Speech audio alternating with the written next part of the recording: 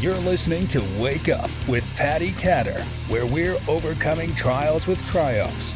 Now, here's your host, Patti Katter.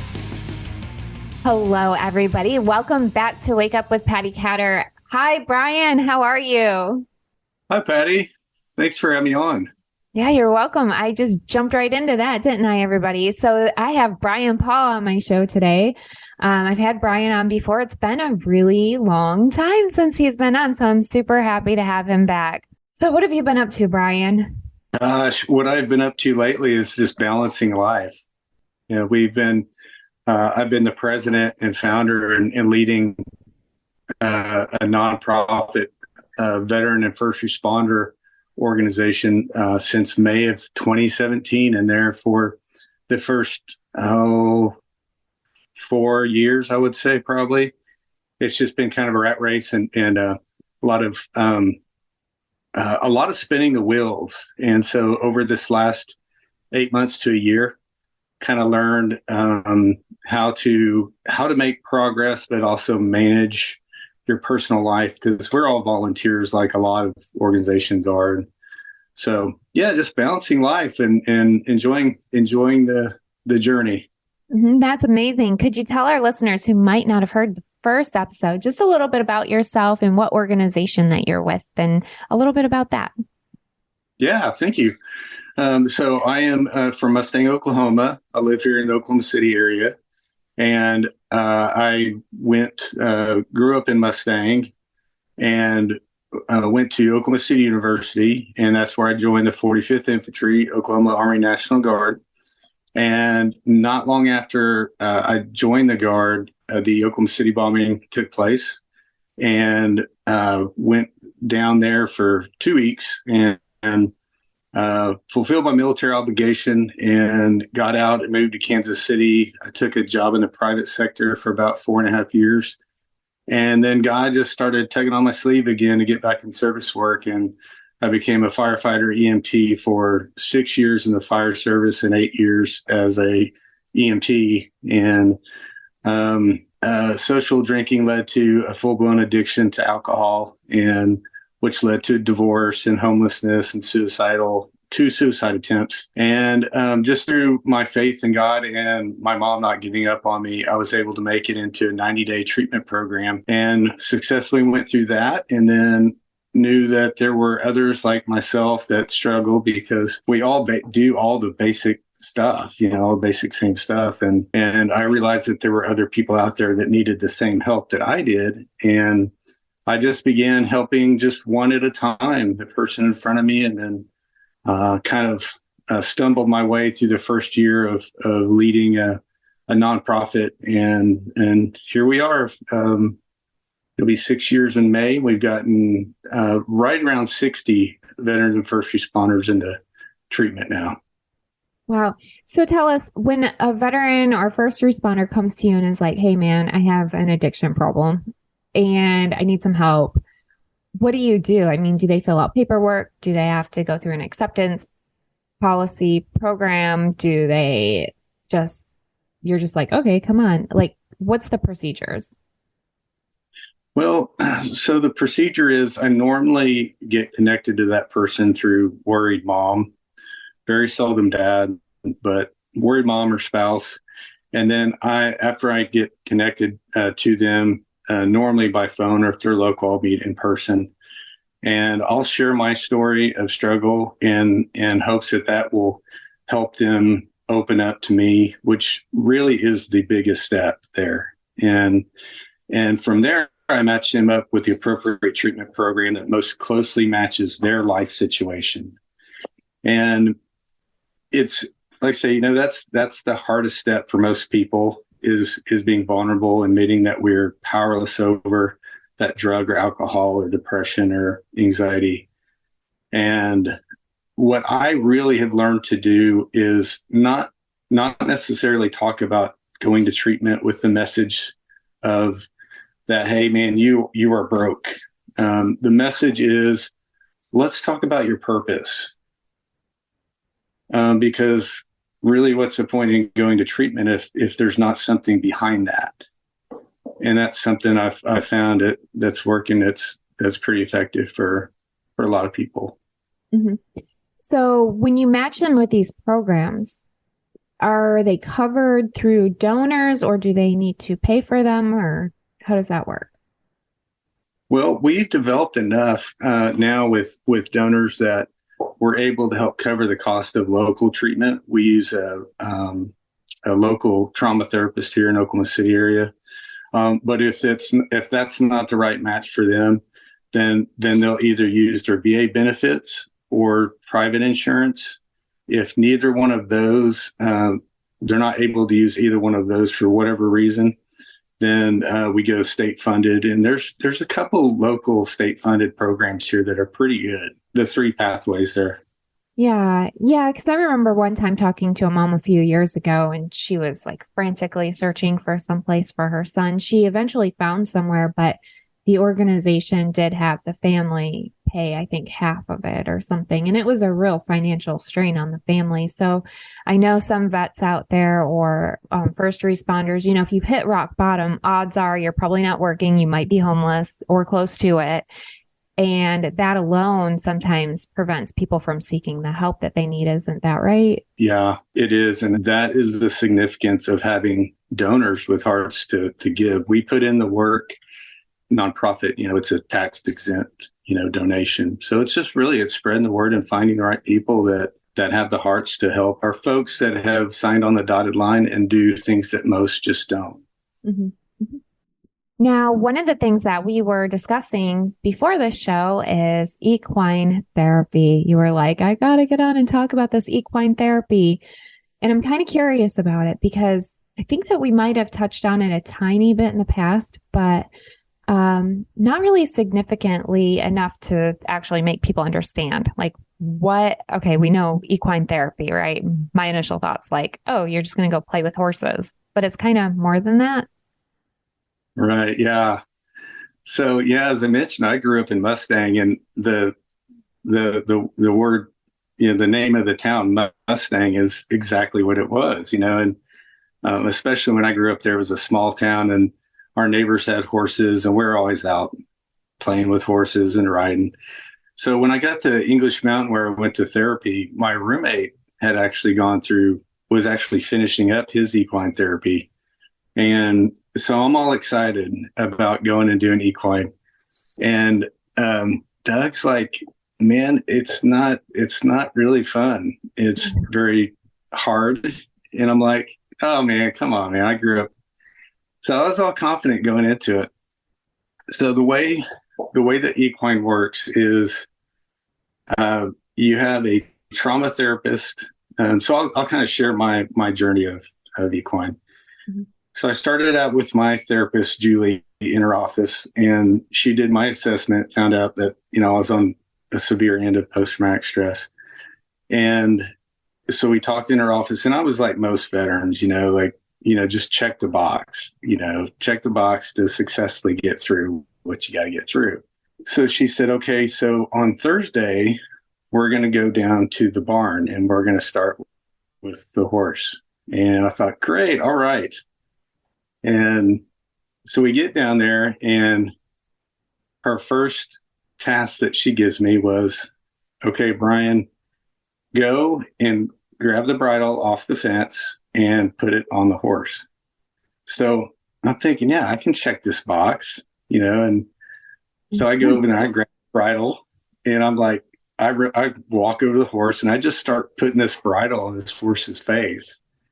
And of course, some people may not realize that horses are very much like people. They have their own personalities, they have their own stories, they have their own experiences. So it would be much like going and just trying to stick a bridle on someone's face. It's like, dude, like, I don't even know you. Like, what are you doing? So I did, and I made the attempts, and the horse would nudge me, and it would turn and give me its butt. And walk away, and just the horse did not like me at all. And so after that session, I was feeling defeated. And my words to Julie, my therapist, were, what's wrong with this horse? And so, of course, a horse is a horse. There's nothing wrong with the horse. It was my behavior towards the horse. And so we go through the sessions, and equine assisted therapy. Horses are actually prey animals. So meaning that they are much like deer. They have to be hyper alert to their surroundings and the creatures in their proximity so they don't get made lunch. And so horses have this ability to sense what's going on inside the person. And you can smile and pretend all you want to, but if there's something that's troubling you inside, that horse is going to know. And there's just no way around equine therapy. So the therapist is trained to look for cues that the horse is giving off. So the therapist is looking more at the horse than it is the individual and looking for those cues. And so she wrote down notes, and then there'd be the talk therapy based off what the horse was telling the therapist. Mm-hmm. So we go through the 6 weeks of the program, and the same horse, my therapist Julie asked me to go stand on the far side of the corral and just stand there. And I felt so goofy, and I was just standing there, and the same horse that I started out that just did not like me from the beginning, on its own, without being bribed with carrots or hay or anything like that, would walk from one side of the corral to the next, and eventually was standing right next to me on its own and loving on me and wanting attention. And so looking back through the progress of the 6-week program, the horse was still the same horse. It's not that the horse had changed. It's the horse had seen that I had changed through the program. And that's the power of equine. Mm-hmm. Wow. I never would have thought of that. I grew up with horses, but I was allergic to horses. And my mom and dad always told me if I had a horse, I would have to clean up after it. So that was enough for me not to want my own horse. So my parents had the horses, but I remember my mom and dad putting the bridle on and putting the bit in the mouth. And I mean, I would go out there even if I was allergic to them, and I'd like give them apples or like pet them on the nose or whatever. But really, horses are like, they're really intelligent. We would turn music on in the barn and they would dance. Like they would rock back and forth to the music. I don't know if you've ever seen that, but we had this horse named Bummer who would do that. But I mean, people don't realize, I think, how smart and connected horses are with people, right? They can kind of sense the person and what they need. And so how do you connect with somebody who offers equine therapy? How do I get the person connected to the program? Mm-hmm. We do everything just real simple and short, simple process. So I'll talk with the person that's struggling, and I'll share a little bit about my experience, and I'll get them connected to my friend Julie Baker, who is the executive director of Horses and Heroes, Inc., and that's near Kansas City, or Flames to Hope Equine down in Noble, Oklahoma, which is not far from where we're at here in OKC. Mm-hmm. So your organization, it reminds me of kind of a hub spot. Am I getting that right or not really? Yeah. Kind of a hub. And then we connect to the person, then get that person connected to the treatment that they need. Mm-hmm. Mm-hmm. Which is really important because I've been in the military advocacy world for a long time. And I think that one of the major concerns people have had in the past with donating to an organization is that organization, they keep this money and they keep their people, and they don't refer them out even if they need that help. People aren't realizing how important it is. If one organization can't cover everything, they need to refer them out. A lot of organizations, they just don't do that. So the veteran falls through the crack, or the first responder will fall through the crack. So I really, really like that. Is there anything that you would like to share with my audience now that you have the mic? Uh, um, yeah, I want to share that, as I mentioned, I was in a really dark place in my life. I was homeless, and I just didn't see that there was another chapter. And I firmly believe that dark spot in my life, that was it. And I just didn't really, I felt I didn't have a purpose to try to turn the page. And I just want to share some encouragement and hope in that I was able to turn the corner because of my faith, and that knowing that maybe that there was another chapter, and it's just one step at a time, even if it's a small step. And on the other side of treatment was not only Veterans for Life, but I began dreaming again, and was approached by ownership of the Oklahoma City Jaguars semi-pro football team. And I had literally had been dreaming of playing football, and I had played it almost 30 years. So it was a dream. And I thought, well, I'll go and I'll try out, just that, again, that tiny step. Well, I went and tried out, and just kind of like a kid on the playground, I was like, go play, just go play. And I did, and I made the team. And then through football, I was approached by a friend in the local acting community here in Oklahoma City. And through that tiny little step, that belief in myself and that purpose, there I was looking at myself on the big screen of a movie that got picked up by Lionsgate and was playing out in theaters nationwide.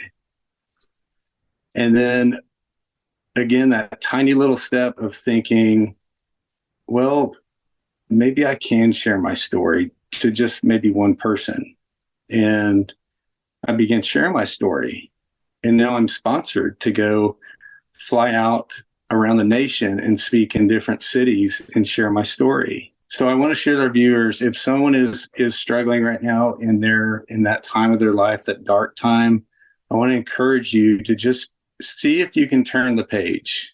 See if you can take that one tiny little step forward, because you never know what God is doing with your life, and you never know what big step might turn out from that, making that tiny little step. So I just want to share some love and encouragement with the audience.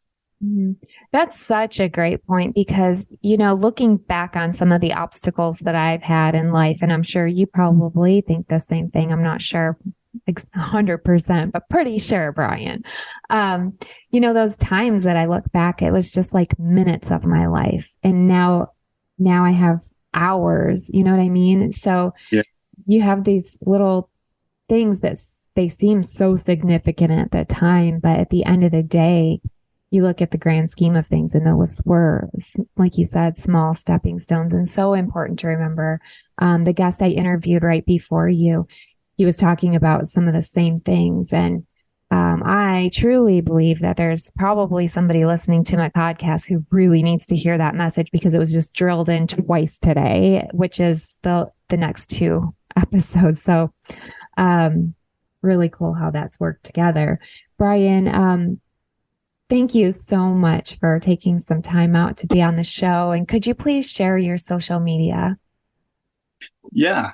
So our Facebook page is Veterans for Life USA, and that's spelled Veterans FOR Life USA.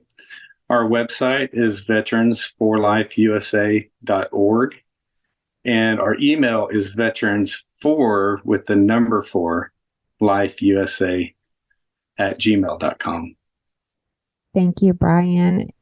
Thank you so much for being on the show. Is there anything you'd like to add before we sign off for today? I think we covered quite a bit, but I just want to say thank you again for having me, Patti. And yeah, I watch you on social media, and we get to chat once in a while, and it's so good. It's so awesome seeing you go through the years now, and something that I appreciate about you is you're always real, you're always authentic. And that's not, in today's day and age, seems like it's harder and harder to find. So just keep being you, girl. I appreciate what you do for people. Thank you. I feel the same way about you.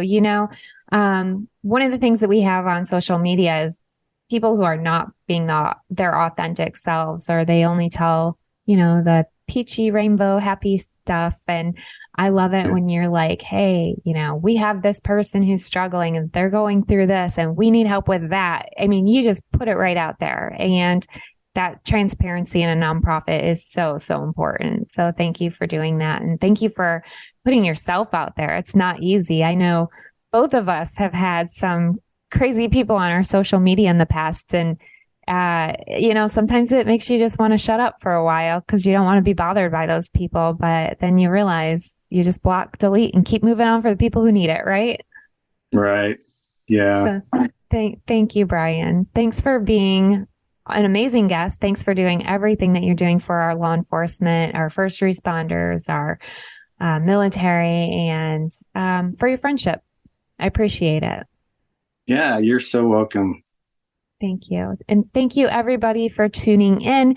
You will find Brian's social media handles in the notes section if you're listening to this. And if you're watching, you obviously see it on the screen. So thank you all for listening. And thank you again, Brian. Until next week, I will see you all later. Have an amazing week. Thank you for listening. Please head over to pattikatter.com for the latest updates on Patti, her talk show, and what she's up to. You can also find her on Amazon TV and Roku, and on Facebook, Instagram, and Twitter at Patti Katter. Until next time.